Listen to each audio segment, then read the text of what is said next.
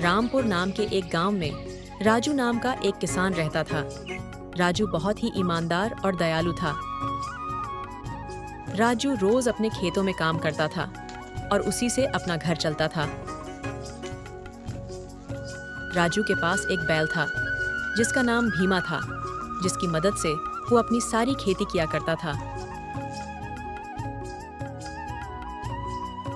भीमा, तू जल्दी जल्दी ये हरे घास खा ले, उसके बाद हमें खेतों पर भी जाना है। तू तो जानता ही है हमें कितना सारा काम है। इसी खेती के सहारे तो मैं अपना जीवन बिता रहा हूँ। उसी गांव में राजू का एक दोस्त नंदू भी रहता था, जो बहुत ही कामचोर और अलसी था। वह अपनी चिकनी चुपड़ी बातों से हमेशा राजू का दिल जीत लेता था। एक दिन जब राजू अपने खेतों में काम कर रहा था, तब नंदू उसके पास आकर उसे बोलता है, अरे राजू, कैसे हो मित्र? अरे भाई नंदू, यहाँ कैसे आना हुआ? मैं तो बिल्कुल ठीक हूँ। भगवान की कृपा से सब अच्छा चल रहा है। तुम बताओ भाई, तुम कैसे हो? कुछ परेशान लग रहे हो, क्या बात है? क्या बताऊं राजू, तुम तो जानते ही हो कि इस साल मेरे खेत की सारी फसल खराब हो गई थी। बस इसी वजह से मेरी हालत बहुत खराब है। मेरे ऊपर बहुत लोगों का कर्ज हो चुका है। सोच रहा हूँ घर बार छोड़कर बहुत दूर चला जाऊं। बहुत परेशान हो गया हूँ भाई। अब कोई अपना भी तो नहीं है जिससे कोई मदद मांग सकता। क्या नंदू, ऐसा क्यों कह रहे हो भाई? आखिर हम दोनों पक्के दोस्त हैं और परेशानी में एक दोस्त ही दूसरे दोस्त के काम आता है। बताओ क्या करना है, हम दोनों मिलकर सब काम कर लेंगे। सही कह रहे हो राजू भाई, जिसके पास तुम जैसा दोस्त हो उसे परेशानी की क्या बात। दरअसल मुझे तुमसे एक छोटी सी मदद चाहिए थी। हाँ हाँ बोलो भाई, इसमें इतना सोचने की क्या बात है? बताओ मैं क्या मदद कर सकता हूँ तुम्हारी। राजू, क्या तुम अपनी बैल मुझे कुछ दिनों के लिए दे सकते हो? दरअसल मुझे अपने खेत में नई फसल उगानी है। इसके लिए मुझे तुम्हारे बैल की जरूरत है। बदले में मैं तुम्हारी बैल की अच्छे से देखभाल करूंगा। तुम चिंता मत करना, मैं तुम्हारे बैल को जल्दी ही वापस लौटा दूंगा। राजू को नंदू की ये हालत देखकर बहुत बुरा लगा। वह दिल से चाहता था उसका दोस्त इस मुसीबत से बाहर निकल जाए। बिल्कुल नंदू भाई, तुम मेरा यह बैल ले जा सकते हो। मैं अपना बचा हुआ काम बाद में कर लूंगा। मेरे लिए सबसे जरूरी काम अभी यही है कि मेरा दोस्त इस परेशानी से बाहर निकल जाए। अगर कुछ और चाहिए तो वह भी बता देना। किसी भी चीज की टेंशन मत लेना। धन्यवाद राजू, तुम दोस्त नहीं भाई हो भाई। आजकल ऐसी दोस्ती कहाँ देखने को मिलती है। मैं जल्दी ही आता हूँ तुम्हारा यह बैल वापस करने के लिए।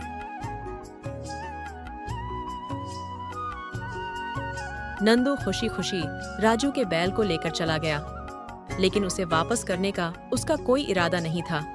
उसके मन में काई खुराफात चल रही थी।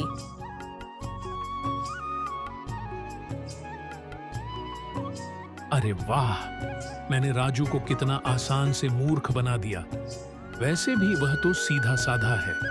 अगर ये बैल मैं उसको वापस ही ना दूं, तो वह मेरा क्या बिगाड़ लेगा।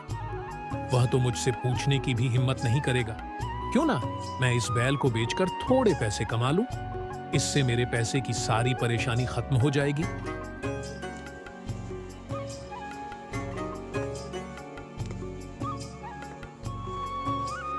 नंदू ने उस बैल को बड़े व्यापारी को बेच दिया। अरे वाह, आज तो मजा आ गया। इस बैल के तो अच्छे खासे पैसे मिल गए।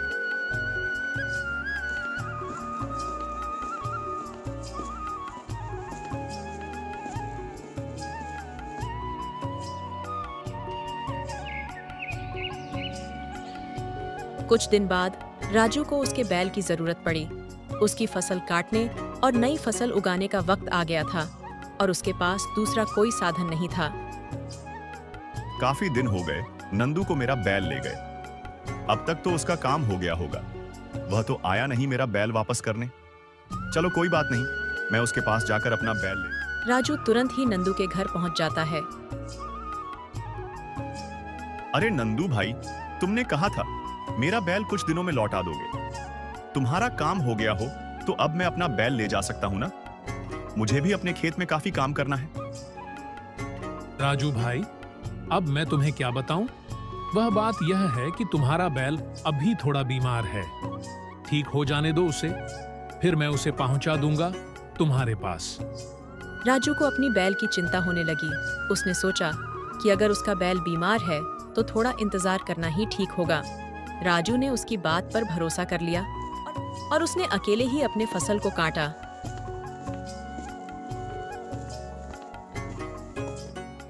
लेकिन नंदू ने अभी तक उसका बैल वापस नहीं लौटाया था।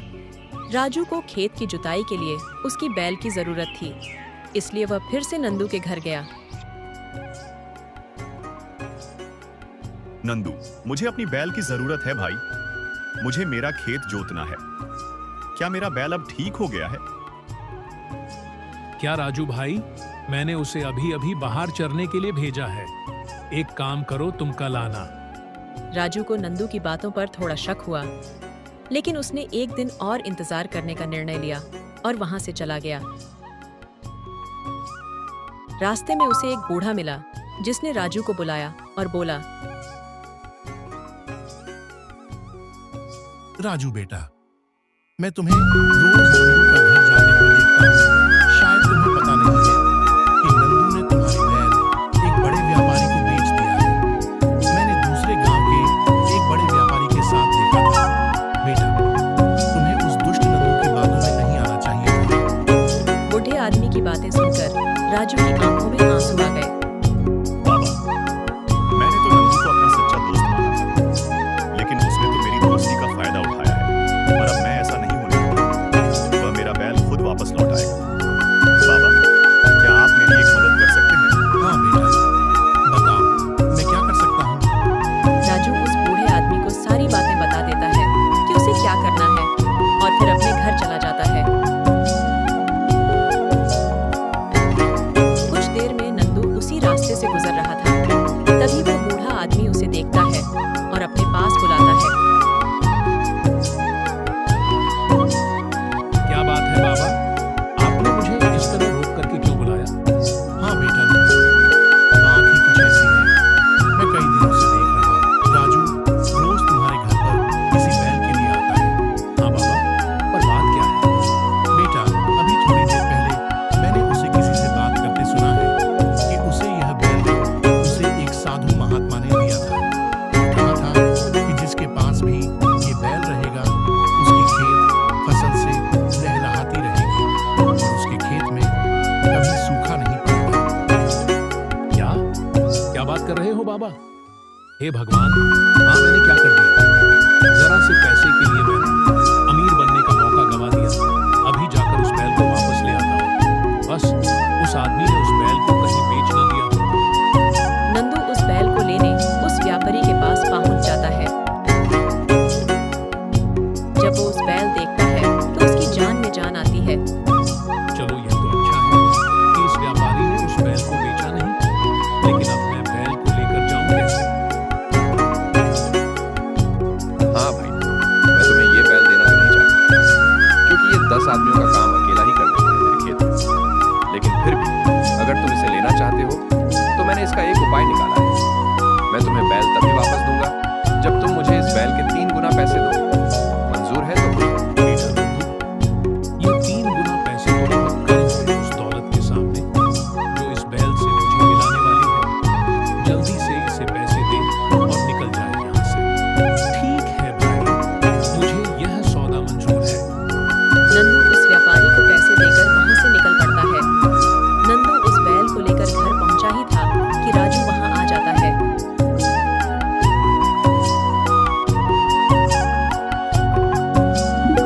नंदू भाई, लगता है मुझे आज मेरा बैल मिल ही जाएगा। अरे राजू भाई, हाँ हाँ, तुम बिल्कुल सही समय पर आए हो। मैं तो इसे लेकर तुम्हारे पास ही आ रहा था। अच्छा हुआ कि तुम आ गए। लो, अब ले जाओ अपने बैल को। अब राजू अपने बैल को लेकर खुशी खुशी वहां से चला जाता है और नंदू मुंह ताकता रहता है।